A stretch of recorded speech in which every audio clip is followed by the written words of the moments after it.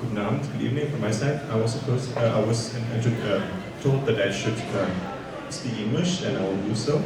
And I am very glad to welcome Nikolai Epplée, whom I will introduce in just about a moment. But before we do so, I would like to remind, as Nikolai already did, that this is like the first of 4 talks this semester about the cultures of remembrance in Eastern Europe as part of the Osteuropa-Kollegs Kolloquium of the University Bochum.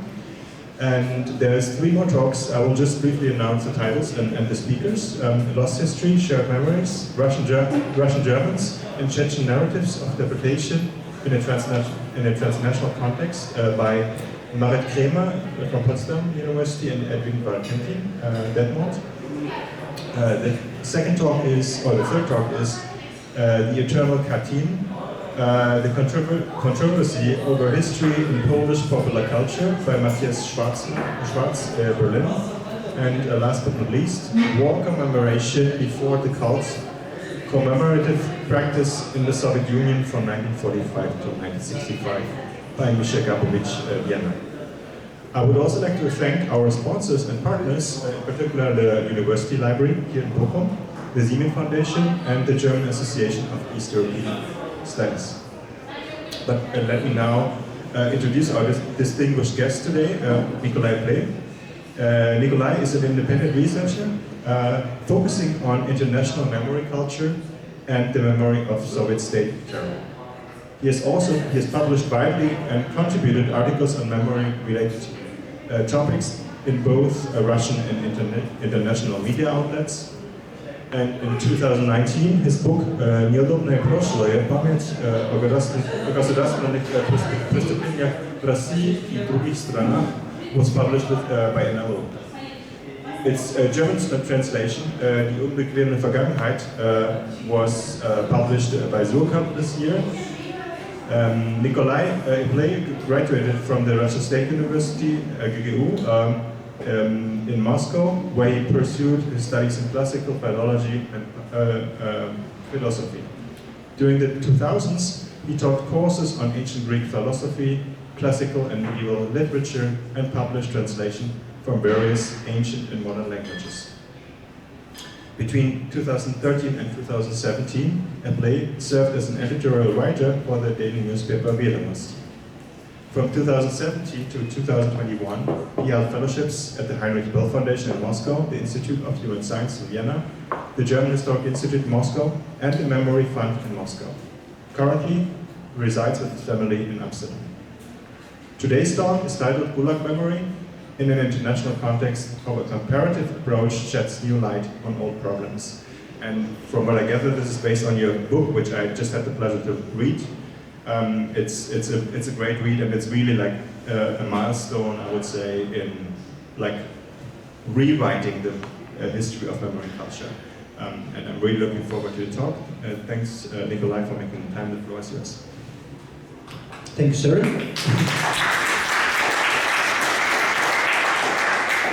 Thank you. I'm grateful to Bochum University, to Nikolai Epplée for invitation, Zimin for the foundation for the support of this lecture, and Søren for an introduction. So I'll talk first and try to do it briefly about the presenting kind of overview of the book contents, and then, as I've asked to make a kind of book presentation, and then as the second part, I'll move to I'll try to say about how this international context of discussion of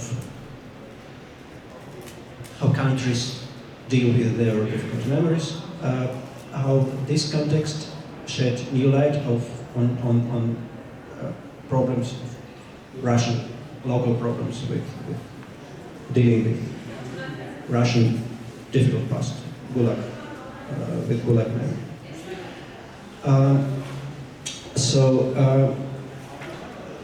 First about the book contents and the initial starting problem, which was the initial point for my work on the book. It was that one of the obstacles of Russian process dealing with its difficult past, meaning GULAG and Soviet state terror. One of the main obstacles here is a common for Russia knowledge that the Russian case is unique, that we are alone with it, and if there is an important international foreign example, it's a German example, which is in fact just assures us that our case is absolutely desperate. You know, if you have a kid and your kid is not so well with his school program, you can make him to take example from the best people in the classroom. Yes, it would be not the best way to motivate him.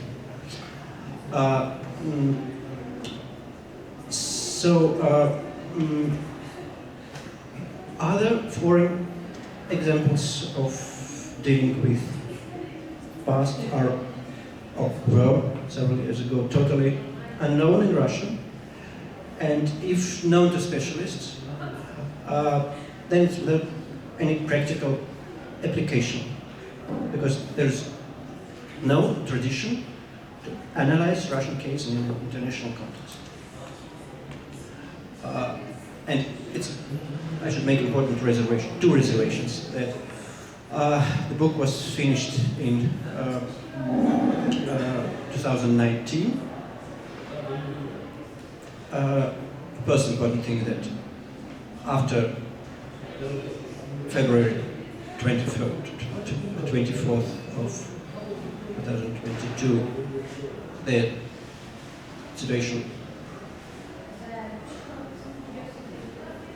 changed radically, but I still think that the book and the questions which this book referred to are still important for understanding what's happening now.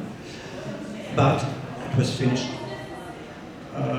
several years ago. And the second reservation is that after the publication of the book, the situation with discussion or Russian discussion of dealing with difficult past about foreign examples changed.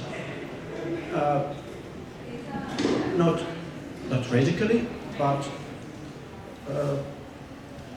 it changed, and now, or a year or 2 years ago, this discussion began to include foreign examples. But 3 years ago it was not the case. So it was a starting point. And now then, how this book is constructed. There are 3 chapters there. The first one, I named it Anamnes, case history, medical history of disease. It's kind of exposition. If we're speaking about dealing with difficult memory, we should first just briefly, but describe this traumatic event, or criminal event. In this first part, I first shortly, briefly give a brief review of the GULAG history. I didn't want to do it because I'm not a historian, but I was told that it's important. It was one of the most difficult parts, maybe. And then it's a presentation of history of dealing with this past, first in Soviet years after Stalin's death. So it's Khrushchev fight with personality cult, then the thaw, then the new frost under Andropov, and then perestroika. And then the latest history of dealing with this past after collapse of Soviet Union. And I presented in two chapters. First as state politics, memory politics, and I name it reconciliation from above, and then the civil processes of dealing with this memory, the activities of memorial and other civil movements and civil initiatives, reconciliation from below. And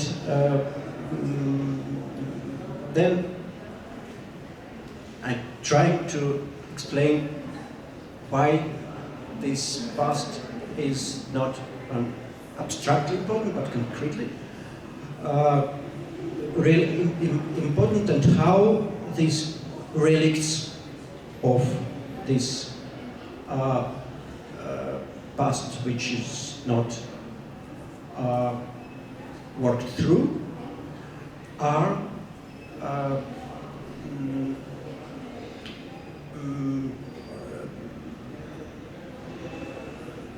works in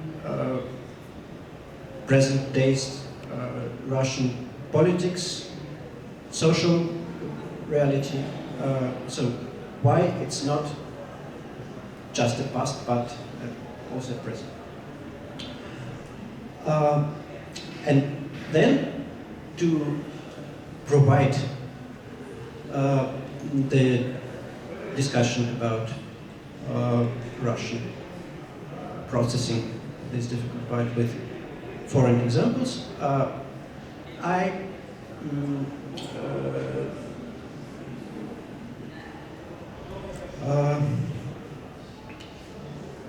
analyze six cases, 6 countries. It's Argentina, a case of country which succeeded in making its own Nuremberg without the pressure of external forces, and then when its results were in a way cancelled, society succeeded in forcing government to make to organize new trials. Spain, as an example of divided country, divided with the memory of the Civil War, with its pact of silence as a way for society to move forward, keeping silence about dividing past. And with its phenomenon of mass graves exhumations as a disruption of the site. In South Africa, again a case of divided country on the edge of civil war, with its famous and exemplary Truth and Reconciliation Commission, with its highly interesting accent on forgiveness of crime. Then it is Poland, as post-communist country of Eastern Europe, and which is important and as an example of how victim complex could be a very strong obstacle for the successful work with past, even if you are mostly a victim, not a perpetrator. Then, of course, is Germany, inevitable case. But for me, difficulties in German Vergangenheitsbewältigung are even more important and more interesting than successes. And then Japan, as an example of Asian country, quite often we hear that all this is just European way of discussions, European constructions, which do not include Asian country, which work just the other way. So Japan is an example of Asian country which turns out to have very similar problems with European cases, in its mechanics of dealing with its difficulty. So with the second part, analysis. And the third part, synthesis. It is, in a way, provocative chapter, which is dedicated to the attempts to construct a Russian model of dealing with its difficult past.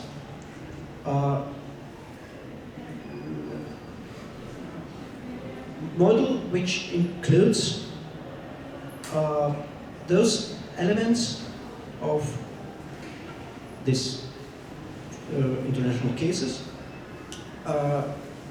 which are either universal or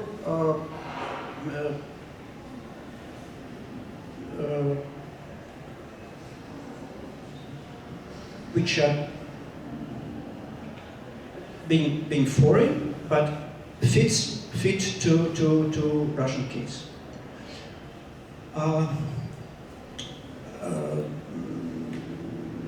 And in this chapter, I'm trying to make to pose problems which should be addressed in the process of walking through this past. And I'm trying to make visible those initiatives which are still there, but which are maybe not so visible, or which are not seen as a part of general picture. So that's about the book contents. And now I'll try to make several examples of how problems which could look like very traditional, very local, very specific for Russia could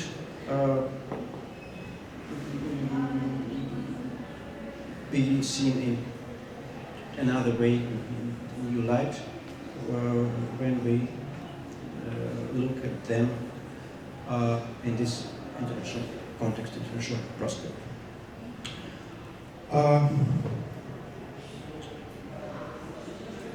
thing is that when I try to provide a Russian case with some other international cases, this approach, the way this approach began to modify the way of speaking about the Russian case, and then the whole presentation.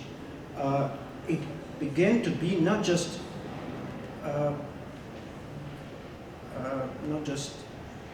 enumeration of the cases, but a kind of description of a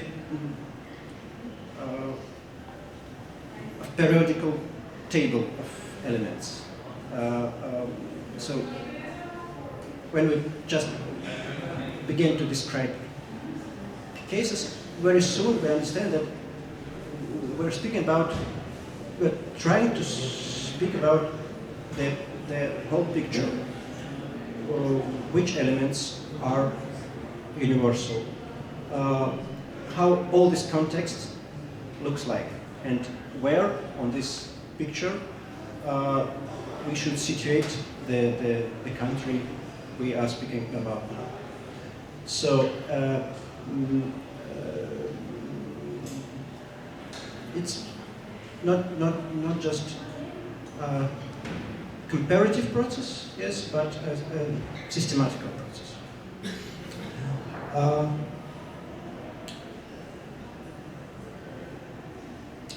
So, for example, normally when we discuss the situation with the Russian GULAG memory and discussions about this, it's very often we hear that this process is failure because there are 40 or 70 years without any success here, and so it's too long. Of course, it's definitely failure. But if we the better we understand the international context, the better we see that just normally this process should take decades. In Germany, which is highly successful example, the moment when this new understanding of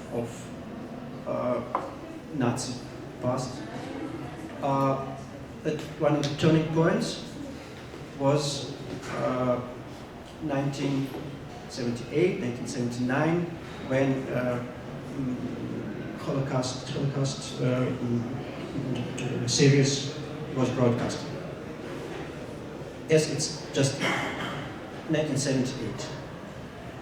It's decades after the event. In Japan, this process is still not finished.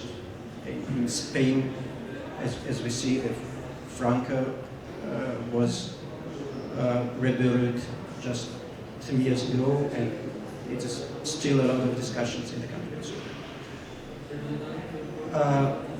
And even more than that, when we see at the international context, we understand that the very terms failure or success are highly problematic.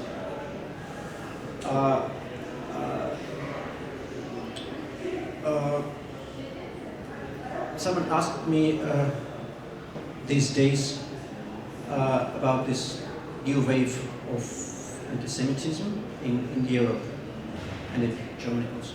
Does it mean that all the politics of memory in Germany failed because of this wave of anti-Semitism? Yes, this very question I think, demonstrate that the term success or failure are not relevant here.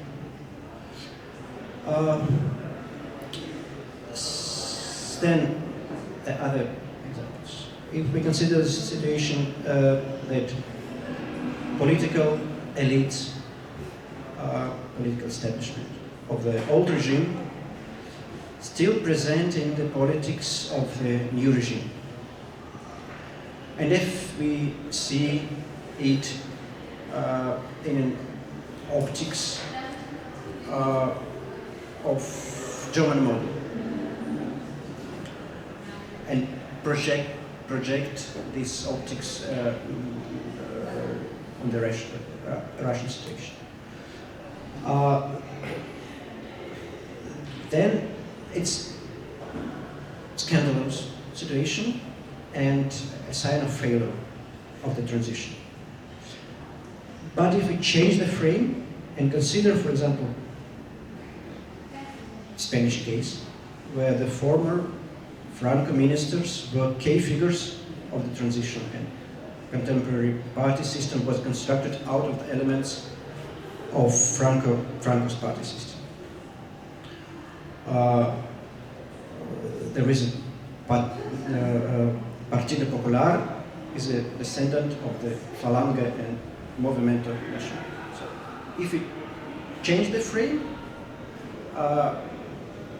we cannot describe the situation of the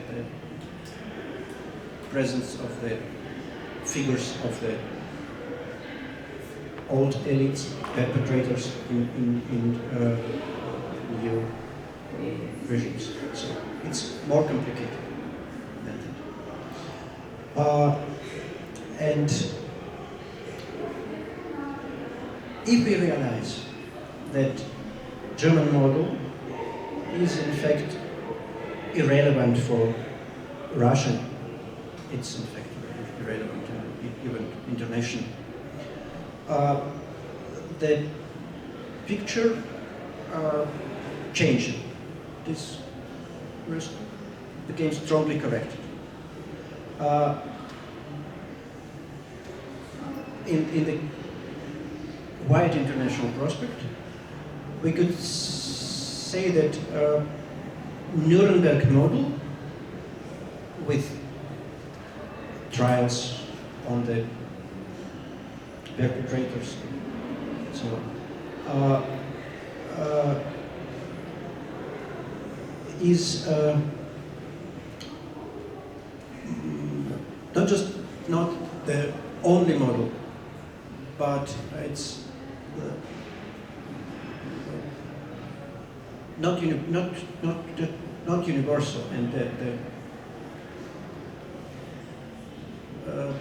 model of Truth Reconciliation Commission are in fact much more universal and much more relevant for Russia also. So not the models which disclose not trials but negotiations.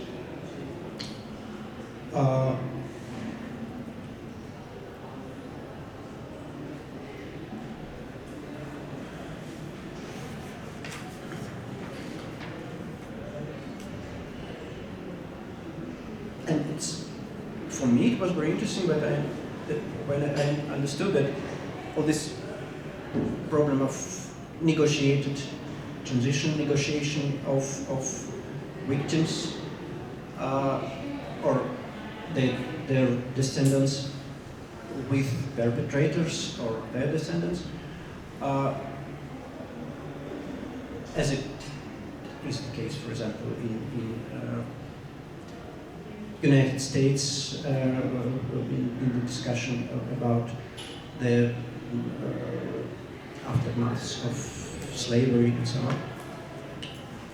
It's very interesting to understand that in Russia we have no examples of negotiation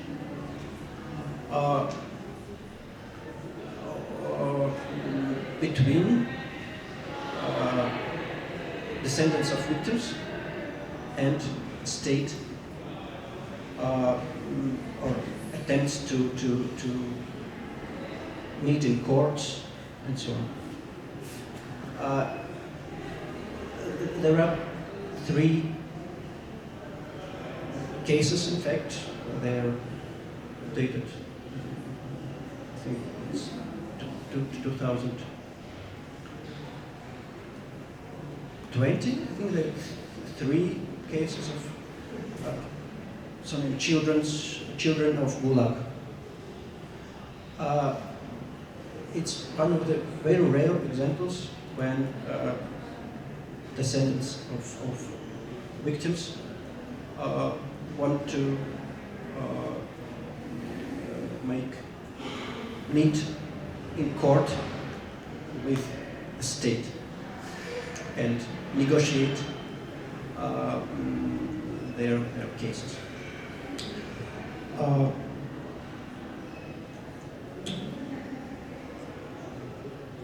Another example, the notorious and very dull discussions about number of victims, which is very, very important subject in Russian discussions about Stalinism and Stalin Push and so on.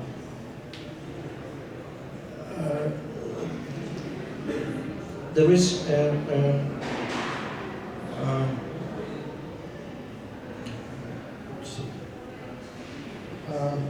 it looks like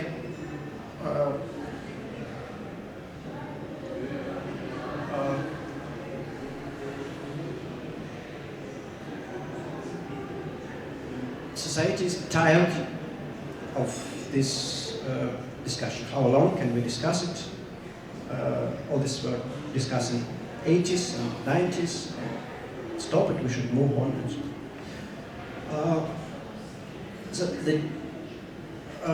If we reframe this discussion about number of victims,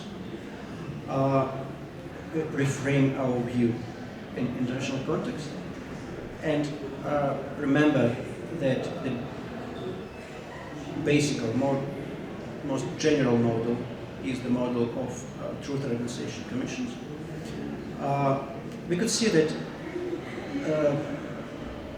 the problem, in fact, is that Russia has never seen something like the Commission report. And the main point of the Truth and Reconciliation Commission report is one of the first points, the number of victims, which is not just local knowledge of specialists, but common knowledge and the point of national consensus. So then it's very understandable why this discussion, everybody tired because of it, but it still lasts because these numbers are still not the point of national consensus. And it is, in fact, the task of Truth and Reconciliation Commission and the Commission report. And also the details of crimes of Stalin's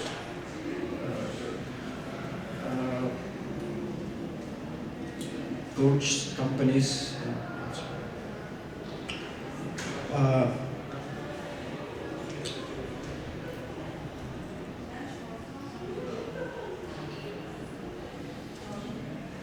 And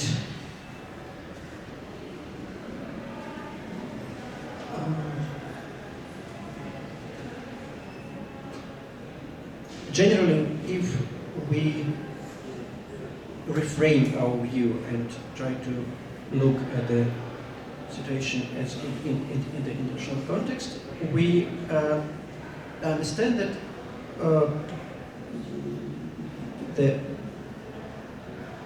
elements of Russian discussions about it are, some of them are the universal elements of which are core for any discussion in any country which has the same problems in the past. Guilt and responsibility discussion, winners, justice, and its backlashes. Notions like trauma, resentment, nostalgia, problems of dealing with them. Period of communicative silence, communicatives Schweigen, which are normal for every country with the same person. Memory suppression periods, third generation phenomenon and disruptions of memory, work with family memory and family traumas as a model strategy for national discussions, and so on and so on.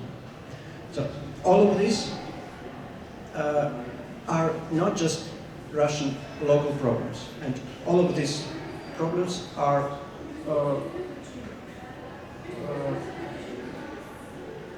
looks much more solvable if the foreign materials, foreign literature, foreign experience connected with these points are included in this process of dealing.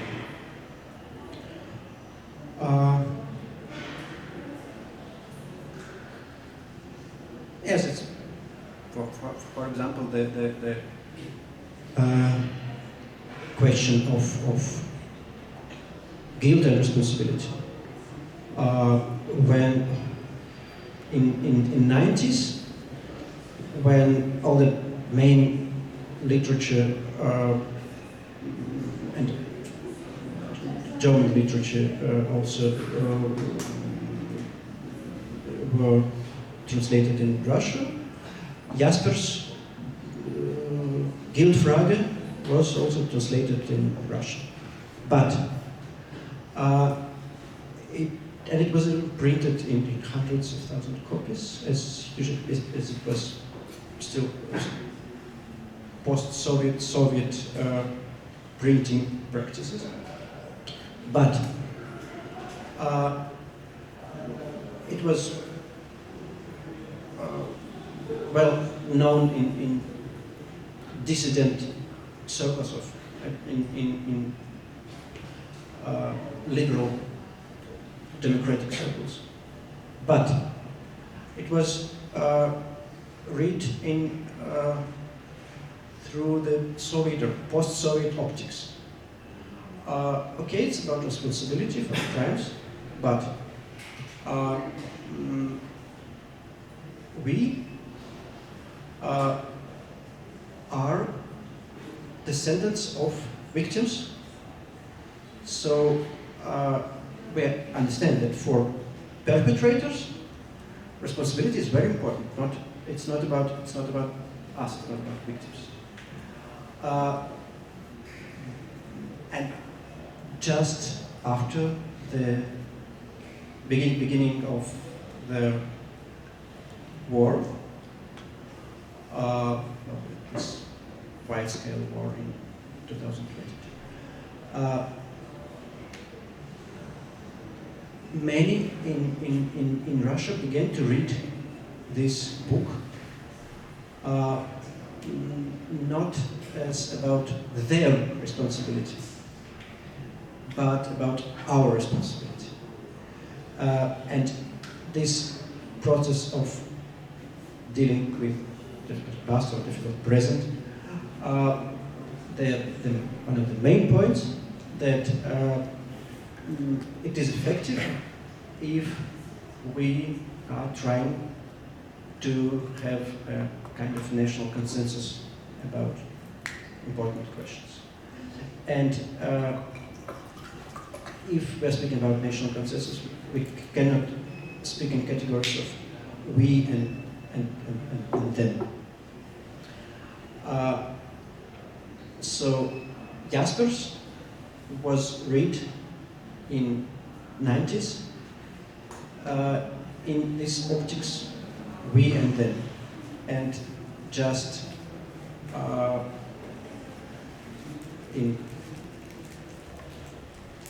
just now it began to be read as concerned to us, not to them.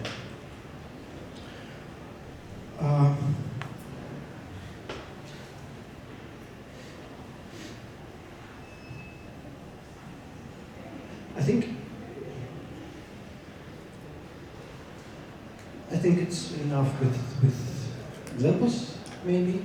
So now I'm finishing, maybe now it's time for questions. Thank you for your attention.